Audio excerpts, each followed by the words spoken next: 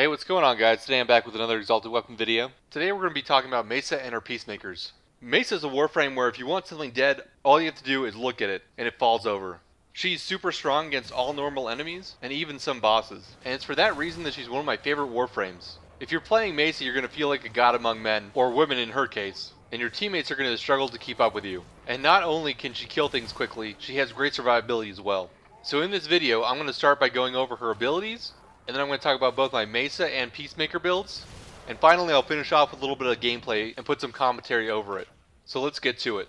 Her first ability is called Ballistic Battery. Ballistic Battery is by far Mesa's worst ability. Not that it's inherently bad, it just provides too little damage for your investment. The way it works is that after you activate it, Mesa stores up additional damage, up to a certain point based on your ability strength. You can tell when you reach the maximum damage possible because in the lower right hand corner, the number over her 1 ability will be 100, denoting that it has reached 100% of possible damage. With my Mesa build, this ends up giving me an extra 2,480 damage on the next shot after I've activated it. This damage builds as you attack enemies with your equipped primary, secondary, or Mesa's Peacemakers. Once Mesa's 1 has reached 100%, you can then activate it again to apply the bonus damage once to your next attack.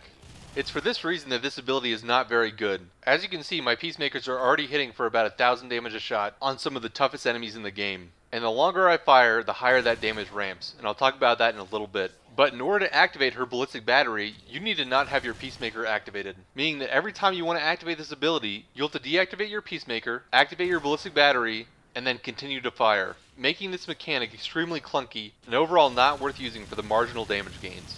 Alright, now on to Mesa's good abilities.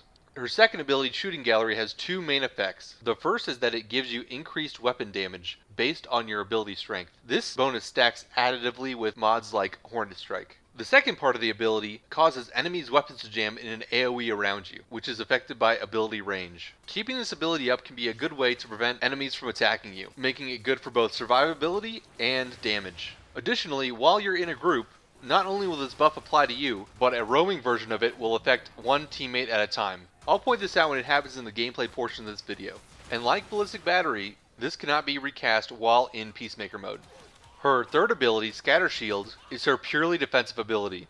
This gives you up to 95% damage reduction based on your ability strength. It also reflects damage back to enemies. However, like all other forms of reflect in Warframe, this is actually useless. And that's because Warframes have much lower effective health than enemies. Enemy attacks that kill Warframes do very little damage comparatively to themselves, meaning that when you reflect that damage, it doesn't do very much. Now, while Shatter Shield does reduce damage by 95%, this only applies to projectiles and hit scan weapons. What that basically means is that enemies that shoot you have damage reduced, but if you're hit by an AoE like blast damage, you'll still take the full effect. To show this, I've spawned Corrupted Bombards to show the reduced damage, and then Hellions to show when that reduction does not apply. Because only some damage is able to get past Shatter Shield, this means that you can be surprised as Mesa sometimes, and take lethal damage seemingly out of nowhere. Again, like Mesa's first and second abilities, this cannot be activated while in Peacemaker mode. And finally, Mesa's signature ability, her Peacemaker. When you activate Mesa's Peacemaker, she pulls out her 2 Regulators, and you lose access to your other weapons. That's not a big deal, however, because Mesa's Regulators fucking destroy everything. You're going to be hard-pressed to find a weapon that does more damage than Mesa's Exalted weapons. While her weapons are active, a focus ring appears on your screen based on the color of your Warframe's energy. This ring shrinks constantly as you fire your weapons. This increases both Mesa's damage and shot speed, while decreasing her field of view. Basically, the longer you have it active, the more you're going to have to aim at your enemies. For these high-level corrupted enemies, you're going to be ramped to maximum stacks before killing them. However, for lower-level enemies, you can simply activate and deactivate your Peacekeeper as you see fit to have a wider area of effect. And I'll show that more in the gameplay portion of the video. But essentially, anything inside of your focus ring will get hit by Mesa. She does all the calculations in her head. All you need to do is sit back and hold the fire button. And as for the Peacekeeper's range, they have a hard range of 50 meters. That means you can't augment it with things like ability range. But that's it for the ability overview. Let's look at my modding setups next. So my modding setup for Mesa is pretty simple. I've gone for maximum efficiency with Streamline and Fleeting Expertise, and then I've grabbed Duration with both Narrow-Minded and Continuity, with 1 Intensify for a little ability strength, Prime Flow to increase my energy pool, making it easier to stay in Peacekeeper for longer, and Vitality for survivability. You'll notice I also have Stretch here, and this mod is just to keep my range from being very negative, ensuring that my second ability will be able to jam the guns of enemies around me. Remember, Peacekeepers do not benefit from increased ability range. As for my aura, I'm using Corrosive Projection and Coaction Drift. You can substitute these two mods for whatever aura and excellent slot you like best. I'm simply using Corrosive Projection because reducing enemies' armor is very good, and Coaction Drift because it buffs up my Corrosive Projection. The other build I use is the Waltz build. This is the exact same build, just with Mesa Waltz, which is the Peacemaker augment that allows you to walk around while channeling your Peacemakers. This means that you're not locked into one position while firing. Personally, I don't really enjoy using this augment, which I'll talk about more in the gameplay portion of the video. But if you don't mind using it, it's a very good augment. And lastly, my arcanes. Here you see I'm running Arcane Energize and Arcane Velocity. These are the two arcanes that I'd recommend while running Mesa. The Energize helps you keep up Peacemaker, and Velocity increases your damage. If you don't have an Energize, you can run something like Guardian to increase your survivability, or another Velocity to further increase your damage. You may wonder why I'm not using Arcane Precision, since it gives 120% damage to pistols, which would also affect Peacemakers. However, because while you're channeling Peacemaker, Mesa aims for center of mass, it's hard to get headshots, unless you're fighting against enemies like the Infested. This means you're going to have really low uptime on Arcane Precision, and it's going to be a dead Arcane slot most of the time. But that does it for my Mesa build. Let's look at my Regulators. For my Regulators, I'm running a pretty simple build. I've gone for damage with both crit mods, both multi-shot mods, and then 2 elemental mods. I'm also using Gunslinger here. It's going to give you more effective damage than something like Augur Pact or another elemental mod. You could also use Anemic Agility here, but personally, I like Gunslinger, especially paired with Arcane Velocity. I think between the two, you get enough fire rate. I've tested my Regulators with both of these mods, and they seem to have essentially the same or very close DPS. If anybody knows the actual math about which one is better, I'd love to know. But for me, it might just be a psychological thing with using Gunslinger over Anemic Agility.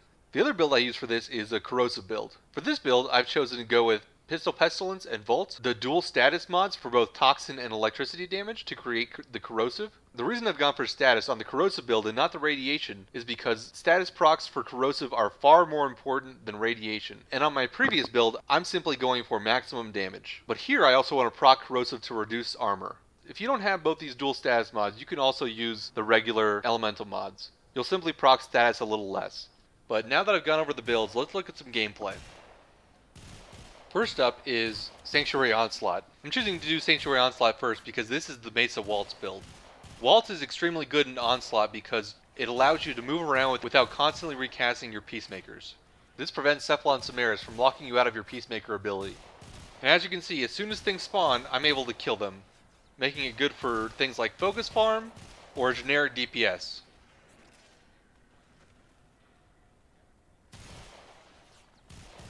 And this is a good example of why you should be keeping up both your Shatter Shield and your Shooting Gallery. Especially for hard content like this, you're going to want as much survivability as possible. It's also in Sanctuary Onslaught where having an Arcane Energize really helps. And that's simply because it allows you to gain energy while using a channeled ability like Peacemaker. But if you don't have one available, running a focus school like Zeneric or having a support frame like Eevee Trin will make your energy consumption a lot easier on you. The next footage I want to show is from Plains of Eidolon. You can see here I've gone back to my normal build without the Waltz. I don't particularly like Waltz because, for the most part, bullet jumping to catch your targets is much better than rolling around slowly. And while you're using your Waltz, you're not able to bullet jump. While you can still use Waltz in a similar playstyle to what you see here, I prefer to play without it. And part of that is because I find Mesa's shooting animation without it more aesthetically pleasing. And if you've ever wanted to feel like James McAvoy in Wanted, Mesa is the warframe for you. The wings off the flies. I don't know what that means.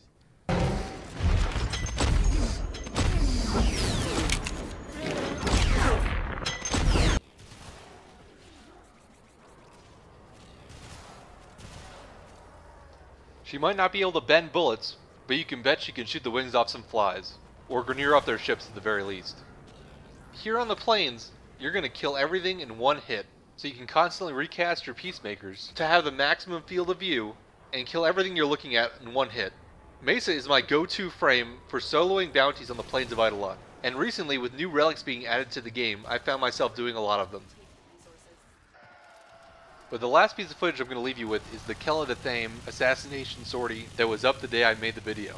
Not all bosses are able to be targeted by Peacemakers, but a level 100 Kella is a great example of just how much damage they can do. But that's going to do it for me, so I hope you guys enjoyed the video. I'm going to let the rest of this play out. And if you learned something, please do leave a like and subscribe for future content. Where do you think you are? Your dojo? This is Ratu.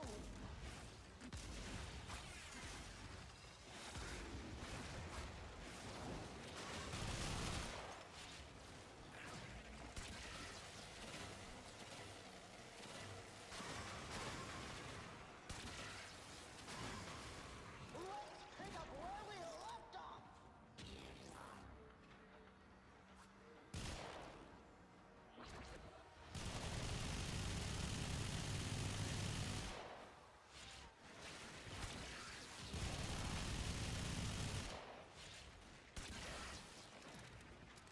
No! You will not!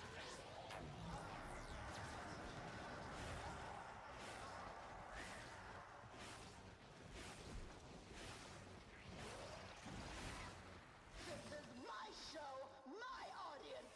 I call the shots. Who do you think you are?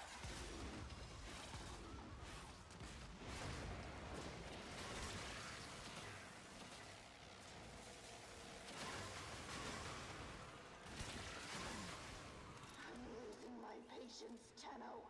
No